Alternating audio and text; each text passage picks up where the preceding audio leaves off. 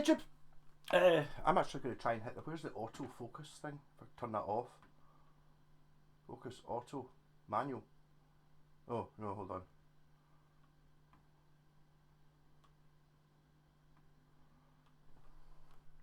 This note keeps wavering. Hey YouTube, sorry. So just had this in, got this in for a setup today. This is a Gould, so have to make the start gate thing, and let's get the ice cream sundae type or Olympic torch maybe, whatever it is on it. So we've got a Les Paul type guitar, but it doesn't weigh a ton. It's nice and light. It's got a maple neck on it, bolt on. Probably, I don't think Gould exists anymore. I've had a few of them. Some of them have been really good.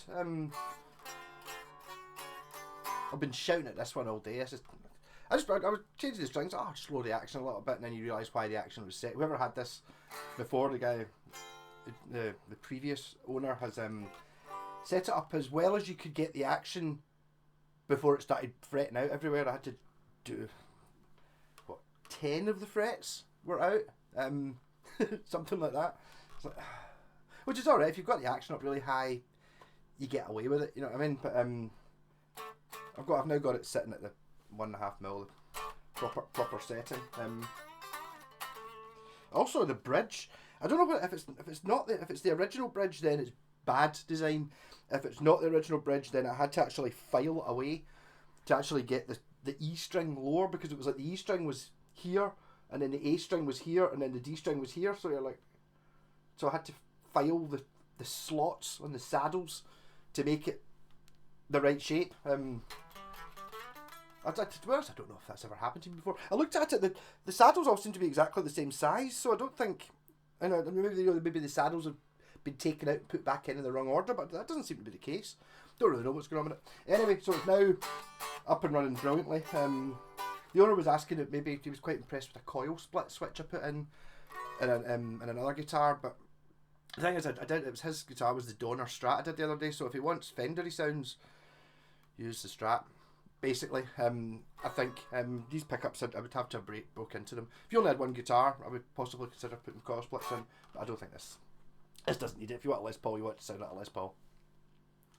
Well, obviously my thing about doing guitars is I'll take your Les Paul, give it Fender sounds, or I'll take your Fender and give it Gibson sounds. It's like the way it goes. Anyhow, so there's not really much to say. It does have a carved top, or it's got a curved top.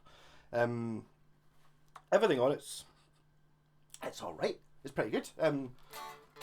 It's now playing pretty well, so I'll just play through my wee Laney VC15, which I've actually realised that it wasn't sounding very good in the video the other day, because I'm actually standing in front of it. That was why I think maybe the video this maybe sounds quite good, is because you can actually, there's the mic, there's a straight line, so basically putting a big lump in front of so if I maybe stand here, you maybe hear it a bit better. So although I do see, it is quite annoying me the way I'm not in the middle of the screen though, whereas if I'm in the middle of the screen, I'm directly beating it.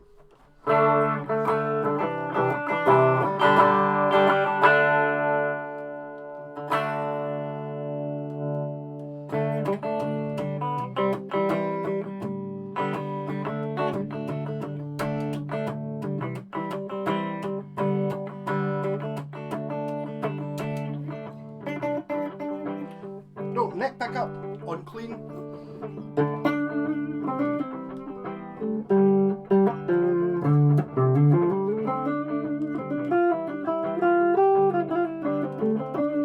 Bridge.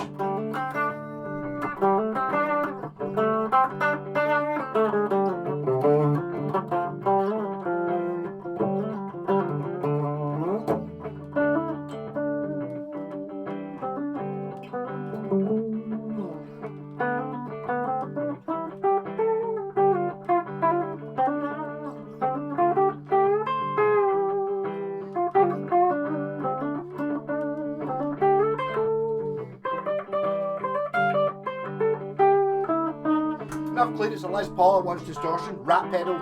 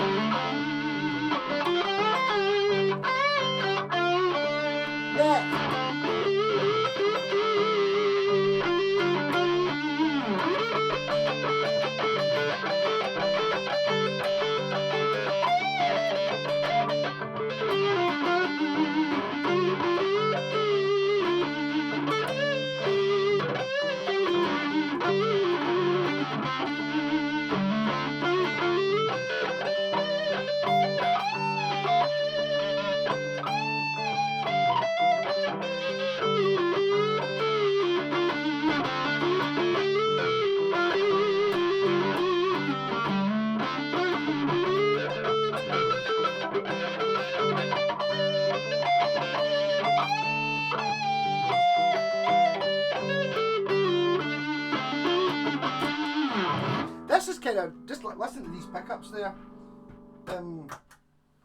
It kind of goes to show me these were not super expensive guitars, and the pickups on it are great. It's like I think I've said this before, but there's a difference between building the cost price of building a cheap pickup is like about 10 pence less than building a good one. I think I keep noticing that when I'm buying see if you I haven't bought them for a while, but like buy like sort of replacement humbuckers from China on eBay, like sort of 10-15 quid for the pair.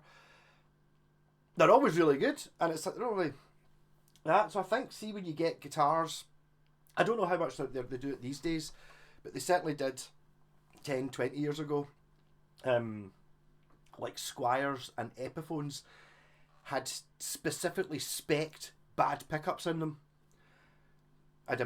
This is my theory anyway, but spec'd by Gibson. It's like so they put, do you want to put these pickups in?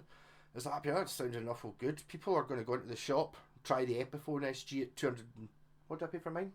In 1998, 225 quid.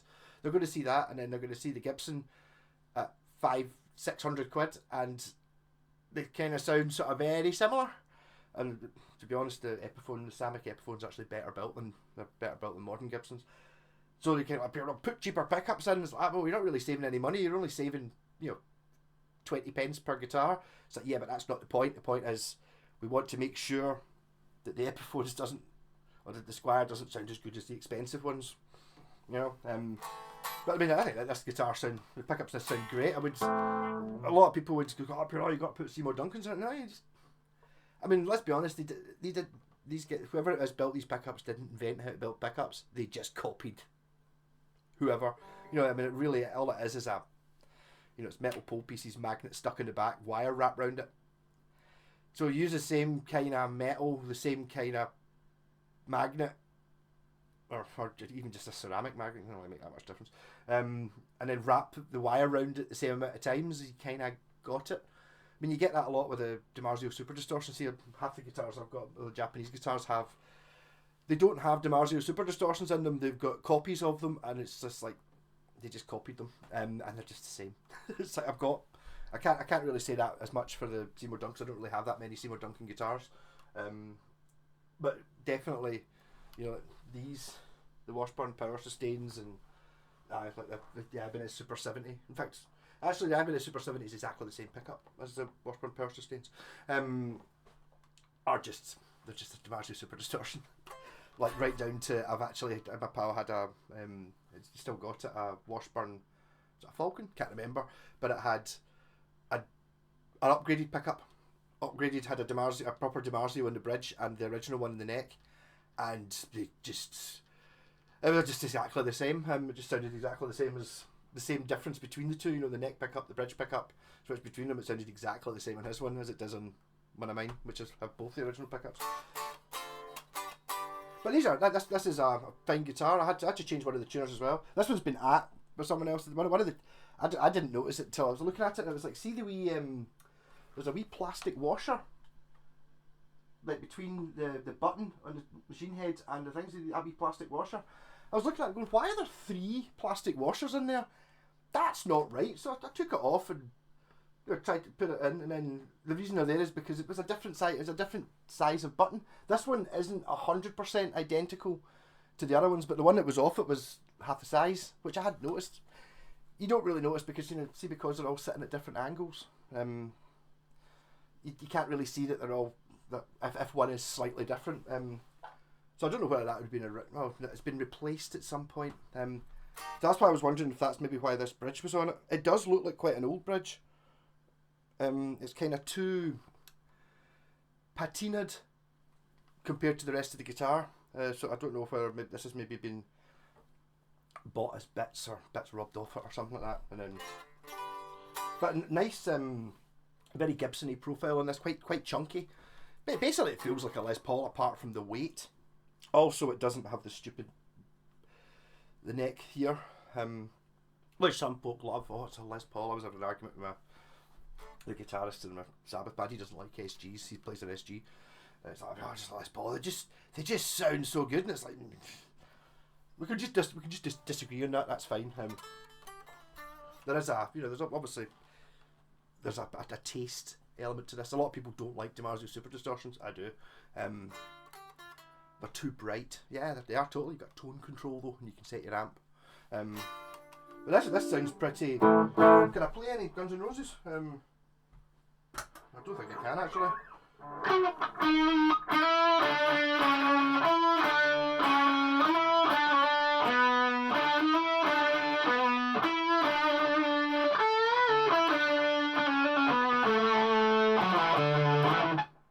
No, what's the one I like? The Terminator 2 one. It's a I can't remember. I don't like Guns N' Roses.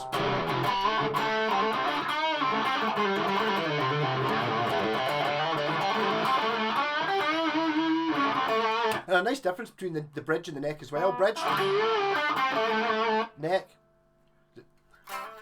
When you get the volume turned down, neck always sounds good when you're playing around a bit here. Bridge.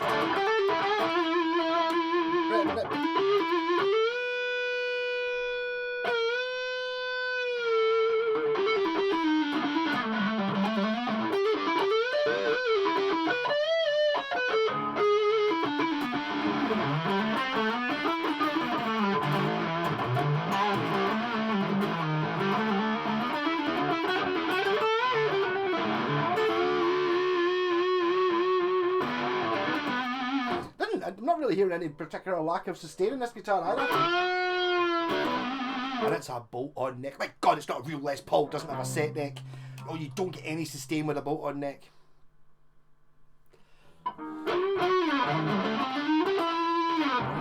That's nothing to do at all with the company telling you about that charging more for a set neck guitar. Of course it doesn't. No, real Les Pauls have set necks. I'm a bolt-on neck for me all the way, to be honest. It is nice having the through neck just for... Oh, the through neck. That's kind of it though. It does look quite cool, and I don't know. None of the, well, those two are both through necks, but you don't. If you turn it over in the back, you can actually see the neck going all the way through. I think that's pretty cool. But that's just basically a way of. If it technically makes any difference to how it works, it makes this much difference either way. But it makes it much more expensive and much more desirable. You know, if I was going to be spending, I'm never going to be spending thousands of pounds on a guitar, but you'd want it done properly in the most expensive way. Reminded me of the sparrow in Game of Thrones, played by, I can't remember what his name is. That period I used to spend 10,000 hours building a pair of shoes because people wanted 10,000 hours of work, or 1,000 hours of work on their shoes to show off. Yeah. Same thing with guitars. Doesn't actually sound too bad. Clean either. I'm not. It's got a thing going on.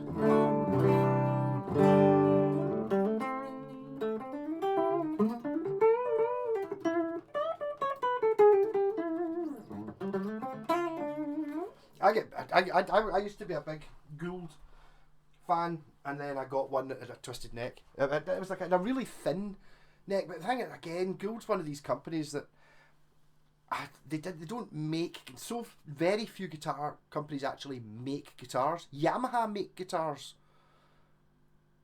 Westone make guitars. Well, Washburn don't make guitars. That's not a Washburn. Well, that's a Yamaki, not a Washburn. It's like you buy it. Okay, at that time, Washburn just contracted a factory. Well, Westone didn't. They were owned by Matsumoto. Yamaha own their own factories. I suppose the FGN is a Fujigen as the factory. That's why they're FGN. So they make their own guitars. Ibanez don't make their own guitars because that's a Fujigen, same as factory as that. So that's a Squire. This is probably is it an IC one. This is a Court, but it says Squire on it, so it's like A lot of companies just, they don't. They're a company who order X amount of guitars. They'll give them the specs, and they'll use whatever factory they use. So you might find that this gould, which doesn't actually have a serial number on it, which isn't. I don't think that's legal, but it might have been a sticker that fell off at some point. Probably 15 years old, 2000 and something, maybe something around about there. But again, it's like you don't know because they're Les Paul, they're Gibson type guitars in 2001, let's say. Might have been made in factory A, whereas all the Fender ones at the same time were made in factory B. Maybe the Gibson ones are good, maybe the Fender ones are shit. Maybe the following year the Fender moved to a different factory, the Fender type moved. It's like, so you end up with different models and you can get like a huge variation. They're not all made in the same place. So I basically try these things. My pal round the road, or we guy round the road's got a gould I've had in a couple of times to fix. Had problems with stupid barrel jack input. This has got a proper normal input. And I really liked it. It's kind of, it's not, it doesn't really seem, it's got nothing to do with this. I don't think it's got the same logo on it, the same thing, but I don't think it's got the same headstock shape. The body's completely different. It's like a sort of, almost like a PRS or Ibanez S series. It's kind of thinner at both sides. It kind of does that, whereas this has got a flat back and then a carved top. You'd call it a modern guitar. So, rock on. I keep talking too much in these videos. This should only have been 2 minutes long. Rock on. Catch you later. I can actually, I've spent all day. This was only meant to take like half an hour to set up, and then it was like, frets. So I've made it work. So it now plays probably like the best gould Les Paul that exists, because the amount of work you do in these things, you take this in to get your frets, it's hundreds of pounds to get done in a shop, and the guitar's not worth hundreds of pounds. But it plays as good as an expensive guitar now. I think that's where my talent lies. It is a very useful talent. Making guitars that are budgety ones play really good. And this plays better than, let's just say you go in and bought yourself an Epiphone Les Paul for 450 quid, and just got it straight from the shop. You open the box, this plays better than it does, bet you. If you pay to get it set up, it'll be a better guitar, but if you don't, it'll be a better guitar.